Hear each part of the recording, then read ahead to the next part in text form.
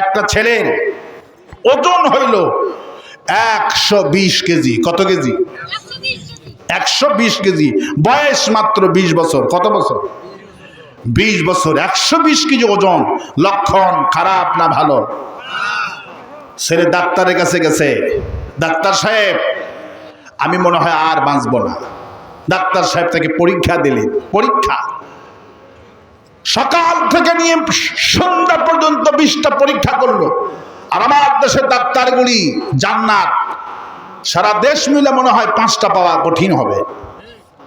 ডাক্তারের কাছে যখনই যাবে, মাথার ব্যথা, পেশাব পরীক্ষা করো। আচ্ছা, মাথার ব্যথার সাথে পেশাবের কি সম্পর্ক? ঠিক কিনা? আপনি গলায় ব্যথা, আপনার পায়ে ব্যথা, যেখানেই যা হয়েছে পেশাব পরীক্ষা করো।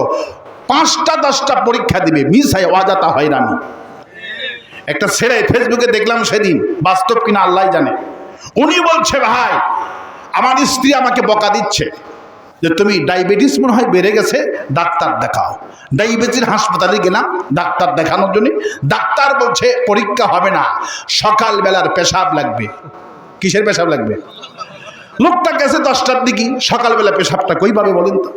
তা বললো ঠিক আছে, আগামীকালকে তুমি সকালবেলার পেশাব নিয়ে আসবা। লোকটা পরের দিনও সকালে উঠে পেশাব করেছে। স্ত্রীর গালের ভয়তে সে টিউবওয়েল চাপ দিয়া 1 বোতল পানি নিয়ে গেছে। 1 বোতল পানি নিয়ে যাওয়ার পর 2টার দিকে ডাক্তার রিপোর্ট দিবে। ডাক্তার বলছে, রোগী আসো এখানে? বলে হ্যাঁ। বলল তোমার লক্ষণ খারাপ, ডায়াবেটিস 14 পয়েন্ট। কত পয়েন্ট? লোকটার কাছে খানিক পানি দিছে, আর পানি খানিক পকেটে ছিল বোতলে, ছোট্ট বোতলে, আরসির বোতল, সব ধরে মুখে বেড়ে দিছে। সব ডাক্তারগুলি, ওই সাইড সুইটের কম্পাউন্ডারগুলি দৌড়ে এসে বলে, বেটা বেয়াদব, ডাক্তারের মুখে পেশাব মারছিস কেন?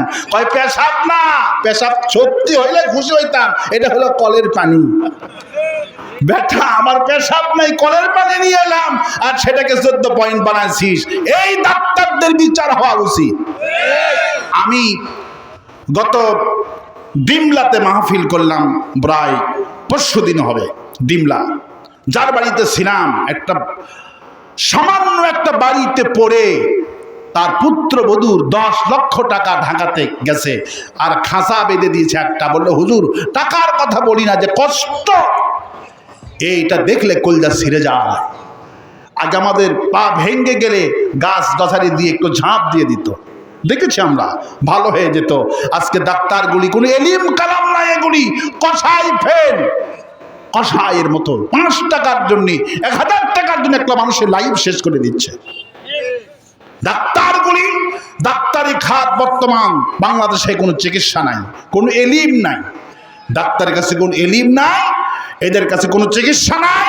চাকরি করে হাসপাতালে, আর ক্লিনিক খুলে বসে রয়েছে 12টা পর্যন্ত, কোনো মতো ওখানে থাকে, আর কয় আমার চেম্বারে আইসো। ঠিক কিনা? আমি এই সরকার কাছে দাবি জানাবো, আমি বলতে চাই, আপনাদের বলতে চাই, ডাক্তারের ব্যাপারে সোচ্চার হন।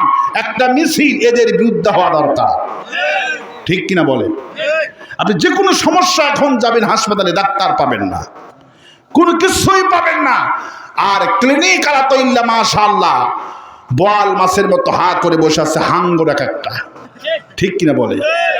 এই জন্যই ওদের সন্তানগুলি পঙ্গু হয়। এক ডাক্তার দেখলাম শেষ বয়সে রাস্তায় ভিক্ষা করতেছে। লোকেরা বললো হুজুর ইনি MBBS ডাক্তার ছিল, এত পয়সার মালিক ছিল, তার সন্তান হিরোইন খাইতে খাইতে আর জুয়া খেলতে খেলতে ফকির করে ছেড়েছে সে। কারণ সন্তানটাকে কোরআন শিখায়নি, সন্তান হয়েছে সন্ত্রাসী। শেষ পর্যন্ত সন্তান বৃদ্ধাশ্রমে রেখে আসছে। যারা আল্লাহর কোরআন যারা শেখে, যারা হাফেজ হয়, আলিম হয়, আপনারা কি বলতে পারবেন এলাকার কোন আলিম, কোন হাফেজ, কোন মুফাসসির, মুহাদ্দিসের পিতামাতা বৃদ্ধাশ্রমে থেকেছে? পৃথিবীর ইতিহাসে কোন আলেমের বাপ মা বৃদ্ধাশ্রমে থাকে না। ওই ডাক্তারি, পুলিশ অফিসার রেজিস্ট্রি করতে যান, দলিল একটা খারিজ করতে যান, সরকারের ফি হলো মাত্র 1100 টাকা, সেই খারিজ করতে লাগে লাখ লাখ টাকা। ঠিক কিনা বলে? ভূমি অফিসগুলি দুর্নীতিবাজ, ডাক্তারগুলি দুর্নীতিবাজ, আর আমাদের মধ্যে মাঝে মধ্যেই কিছু মুসল্লি পায়, এরাও খুব ফাঁকিবাজ। আল্লাহু আকবার বলে। আমার এক বন্ধু বলল, রমজান মাস দুধ কিনতে গেছে। কি কিনতে গেছে? দুধ কিনতে গেছে। এক মুরব্বী, মাথায় টুপি, গায়ে একটা পাঞ্জাবি আর একটা গামছা ঘাড়ি দিয়ে 3 কেজি দুধ বোতলে নিয়ে বসে রয়েছে। আমার বন্ধু বলল, ভাই আমি এদিক সেদিক লক্ষ্য করলাম, যত দুধওয়ালা এখানে এসেছে সবচাইতে মুরব্বিটাই হলো সবচেয়ে ভালো মানুষ। আল্লাহু আকবার। সালাম দিলাম, চাচা মিয়া দুধ কত করে কেজি? উনি বলল, আমার দুধ নিতে গেলে রমজান মাস আমার দুধ লাগবে 80 টাকা। কত টাকা? লোকটা চিন্তা করলো, ভাই ওই লোকটা চাইলো 60 টাকা, ওনাদেরটা হলো পানি, অর্ধেক দুধ অর্ধেক পানি। তো আমার বন্ধু, সে একটা মাদ্রাসার মানে আরবি প্রভাষক, সে চিন্তা করলো 80 টাকা এই মুরব্বির থেকেই নি, খাঁটি দুধ যেহেতু। তখন তিনি 3 কেজি দুধ নিয়ে টাকা যখন দিবে, ঠিক মুহূর্তের মধ্যে একটা ম্যাজিস্ট্রেট আর 3টা পুলিশ আর দুধ পরীক্ষা করার যন্ত্র নিয়ে ঢুকে গেছে। এই মুরব্বি দুধের বোতল থুইয়া সবার আগে দৌড়। আমারে বললো, ভাই কোথায় আর ওষুধ লাগাবো, ঘা তো সব জায়গায়।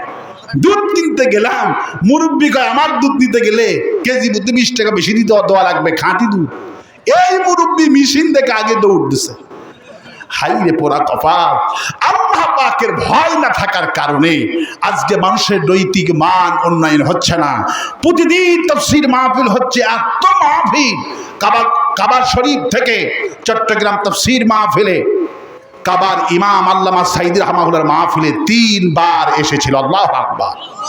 উনি এত বড় মাহফিল দেখে আক্ষেপ করে বললেন, পৃথিবীর ইতিহাসে এত বড় মাহফিল আমার জীবনে চোখে দেখিনি। আল্লাহু আকবার বলে। এত মাহফিল আমার দেশে হচ্ছে, এত মাহফিল আমরা করছি, কিন্তু মানুষের নৈতিক মান উন্নয়ন হচ্ছে না। যে গত বছর 1 লক্ষ টাকার মালিক ছিল, সে আজকে 5 লক্ষ টাকার মালিক হয়েছে। যার স্বাস্থ্য একটু কম ছিল, খাইয়ে দে স্বাস্থ্য ভালো হয়েছে, ছেলে ইঞ্জিনিয়ার হয়েছে, মেয়েটা ব্যারিস্টার হয়েছে, স্ত্রীটা আরো প্রমোশন হয়েছে, কিন্তু আমুলের আল্লাহর নৈকট্যের উলাইকাল মুকাররাবুন, আল্লাহর নৈকট্য আমরা অর্জন করতে পারলাম না। আল্লাহর নৈকট্য লাভের কোনো উন্নতি হলো না।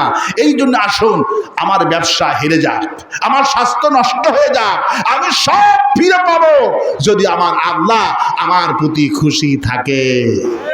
বলি আমিন। আরো আসতে বলি আমিন।